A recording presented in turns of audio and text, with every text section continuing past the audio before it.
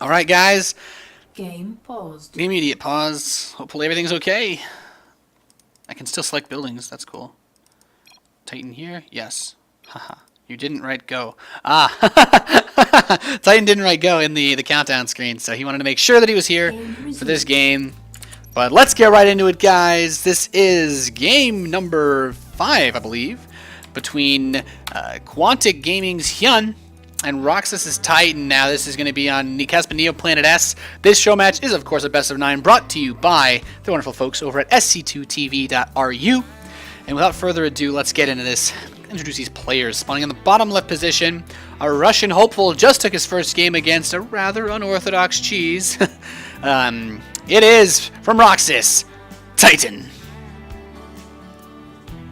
And spawning in the top right position as the blue Zerg player for Quantic Gaming. He had some fun with the last one, but it didn't look sharp enough to be able to win this. He's up 3-1 though. See if he can take this next game. It is from Quantic.HyuN. This map is one of my favorites out of Casper Pro League. Definitely one of the more interesting ones. I've actually seen some pretty crazy builds. I'm still waiting for that fateful day where we'll get another Zerg that just goes for a fast hatchery here after some early pool aggression. But I mean, you can only get so much out of life. Titan positions his pylon. He's ready to go for a fast expand. He's not worried really at all about a crazy fast pool. And HyuN's going to go for the 15 supply spawning pool. Titan actually doesn't see the pool yet, so he could be thinking that this is just going to be a 15 hatch.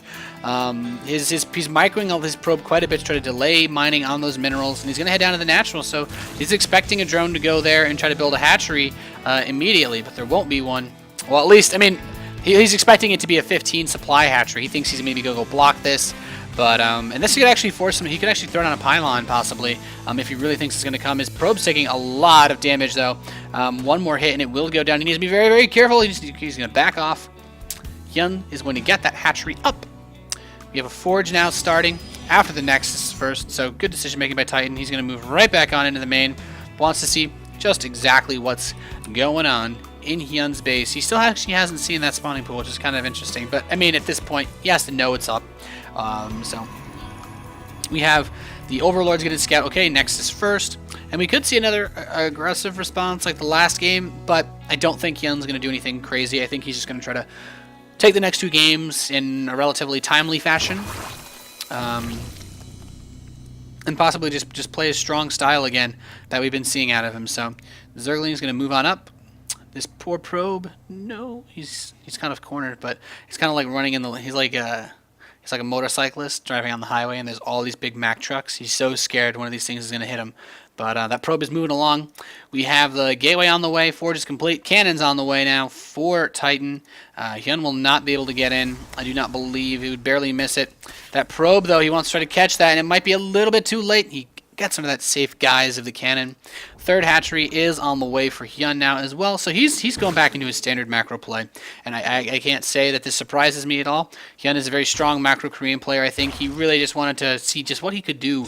When you're up 3-0, sometimes you go for a crazy all-in, sometimes you go for a crazy cheese, like we saw, that really fast swarm host rush. But I think this game, he's going to play a little closer. Now, this is starting to look a little bit more like game number 1.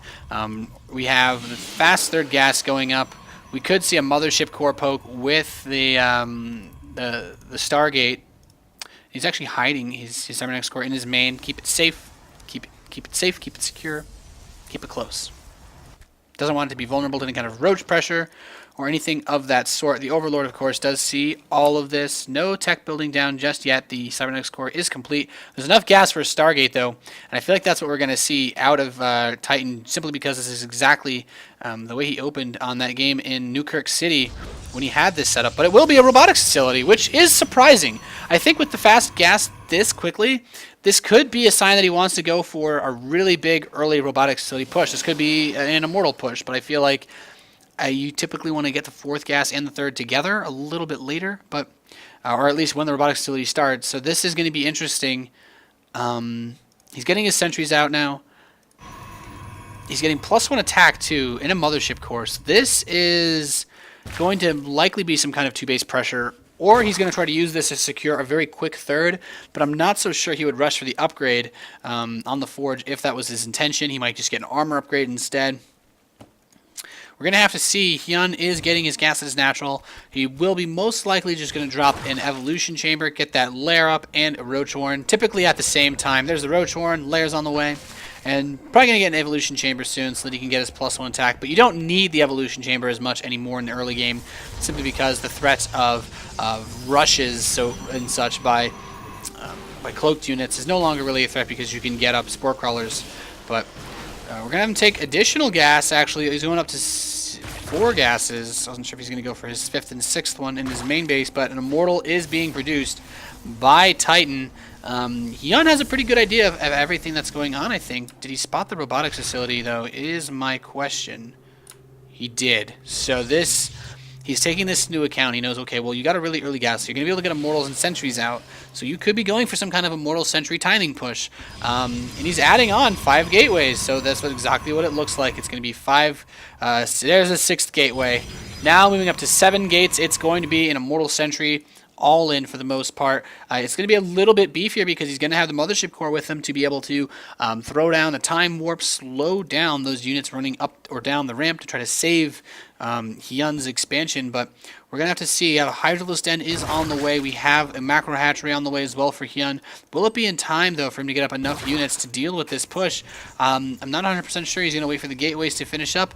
Probably going to do one last warp in and then move out. But he's just going to move out now. And HyuN sees this with his Zerglings, so he kind of knows, okay, there's something fishy going on here. He doesn't want to engage without speed, but he's going to try to just force him to use all his force fields outside.